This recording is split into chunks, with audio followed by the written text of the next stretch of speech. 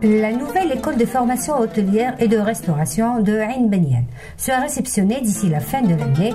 C'est ce que vient d'annoncer M. Mohamed Amin Haj Saïd, secrétaire d'État chargé du tourisme, à l'issue de la visite d'inspection effectuée au sein du futur établissement. Cette institution de 880 places pédagogiques et devant accueillir la première promotion d'étudiants en décembre prochain s'inscrit dans le cadre de l'application du schéma directeur d'aménagement du tourisme à l'horizon 2025, appelé aussi le SDAT, qui prévoit le renforcement du nombre de structures de formation spécialisées dans le tourisme et l'hôtellerie dans le pays. Cette importante école devra être gérée pendant 8 ans par l'École supérieure de l'hôtellerie de Lausanne en Suisse et qui devra aussi assurer le management et la mise à niveau des programmes pédagogiques en vue de les conformer aux normes internationales. Il est donc question de transférer le savoir-faire de cet établissement en formant des stagiaires et des formateurs susceptibles d'assurer la formation dans ce secteur exigeant en matière de qualité. Selon M. Haj Saïd, responsable du gouvernement, cette école a pour but de couvrir le déficit accusé en matière de formation hôtelière, mais aussi pour satisfaire une demande sans cesse croissante dans cette spécialité. De plus, l'Algérie ne dispose que de 180 établissements de formation, toutes catégories confondues. 4 relèvent du ministère du Tourisme et de l'Artisanat et 34 établissements du secteur privé. Le reste sont des CFPA. Nous sommes là donc au niveau de la future école supérieure de formation donc, hôtelière et de restauration de Ain Beniane. C'est une école qui est l'œuvre de la société d'investissement touristique, la SIH, la société d'investissement hôtelier, la SIH. C'est une école qui sera réceptionnée lors du 4e trimestre de l'année en cours, du dernier trimestre donc, et qui va donner une capacité de formation additionnelle de 880 places pédagogiques.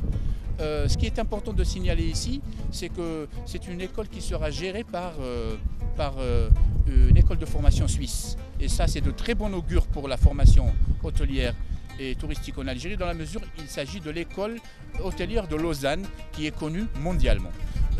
Elle va gérer cette école pendant 8 années, suite à un contrat établi entre les deux parties. Il faut souligner en ce sens quelque chose qui me tient à cœur.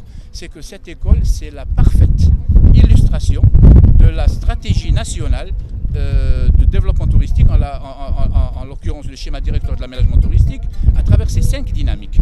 Je vous donne d'abord les dynamiques, c'est l'investissement, la formation, l'intersectorialité, le financement et la promotion. Alors l'investissement, c'est une société d'investissement hôtelier justement qui a fait ses preuves en construisant des hôtels de haut standing. Le Marriott de Tlemcen, le Sheraton d'Alger, celui d'Oran, et en projet le Marriott de Annaba et celui de Constantine.